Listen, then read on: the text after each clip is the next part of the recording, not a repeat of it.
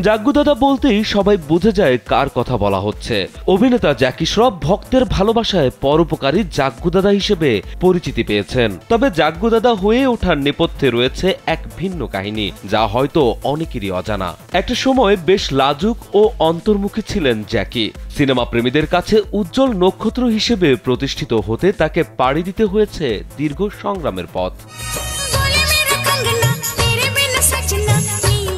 জ্যাকি তার জীবনের প্রায় অনেকটা সময় কাটিয়েছেন মুম্বাইয়ের ৩ বাট্টি বলেশ্বর এলাকার বস্তিতে। বড় ভাই ও বাবা মায়ের সঙ্গে ছোট থেকে সেখানেই থাকতেন তিনি। অভিনেতার ভাই সব সময় অসহায় হতদরিদ্র মানুষগুলোর পাশে থাকতেন। এক সাক্ষাৎকারে জ্যাকি বলেন, বড় ভাই ছিল তার জীবনের হিরো। বড় ভাইয়ের মতো হতে চান তিনি, কাজ করতে চান মানুষের জন্য। বস্তিতে জ্যাকির ভাই ছিলেন আসলে জাগ্গু দাদা। তবে একটি দুর্ঘটনায় ভাইকে চিরকালের মতো হারাতে হয় তাকে। এরপর বস্তির সবার কাছে তিনি হয়ে ওঠেন জাগ্গু দাদা। জ্যাকিকে অভাবের তাড়নায় কাজ করতে হয়েছে হোটেলে, আবার কখনো থিয়েটারের বাইরে করতে হয়েছে বাদাম বিক্রি, এমনকি লাগাতে হয়েছে দেয়ালে পোস্টারও। তখনকার দিনে কোন কাজ বড় আর কোনটা ছোট সেটা তার কাছে ভাবনার বিষয় ছিল না। টাকার জন্য যে কাজ পেতেন তাই করতেন।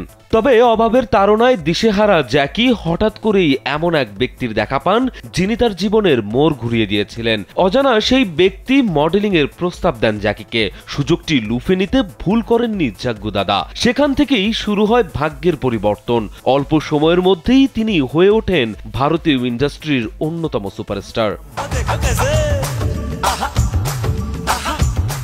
এত সাফল্যের পরও জ্যাকি তার শেকড় ভোলেননি। খুব কাছ থেকে দেখেছেন দারিদ্রতা কাকে বলে। এ কারণেই তিনি সবসময় গরিবদের পাশে দাঁড়ান। বলা হয় বলেশ্বরের যেই বস্তিতে তার শৈশব কেটেছে সেখানকার প্রায় প্রতিটি ভিক্ষুকের কাছেও রয়েছে তার ব্যক্তিগত নাম্বার। তারা যে কোনো প্রয়োজনে ফোন করলেই তাদের সাহায্যে এগিয়ে যান এই অভিনেতা।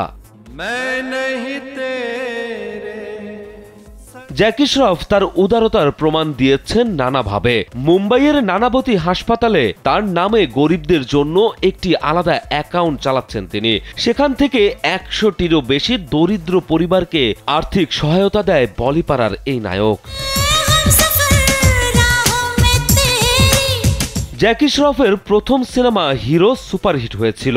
রাতারাতি তিনি বনে যান সুপারস্টার। এই সাফল্যের পরেও তিনি ছেড়ে যাননি মুম্বাইয়ের বস্তি। প্রায় ৫-৬ বছর ধরেই ছিলেন বস্তিতে। সকালবেলা সবার সঙ্গে লাইন ধরে গিয়েছেন বাথরুমেও। টাকার অভাবে একসময় যে মানুষকে করতে হয়েছিল প্রান্তিক মানুষের কাজ, তার সম্পদের পরিমাণ এখন আকাশচুম্বী। বর্তমানে তিনি প্রায় ২১২ কোটি ভারতীয় রুপি সম্পদের মালিক। রয়েছে একাধিক বাড়ি, BMW সহ বিলাসবহুল অনেক গাড়ি। ৯০ দশকে নারী ভক্তদের হৃদয়ে এক প্রকার ঝড় তুলে দিয়েছিলেন জ্যাকি শ্রফ। শপথ, দুশ্মনী, কুদরত কা কানুন সহ একের পর এক সিনেমায় নিজের চাঁদ চিনিয়েছিলেন বলিউডের এই বর্ষিয়ান অভিনেতা। ইদানিং অবশ্য কাজ কমিয়ে দিয়েছেন বলিপাড়ার জাগ্গু দাদা। বর্তমানে তিনি মন দিয়েছেন রান্নায়। মাঝে মধ্যেই নানা রকম গ্রামীণ খাবার নিয়ে সোশ্যাল মিডিয়ায় অবতরণ করেন এই অভিনেতা।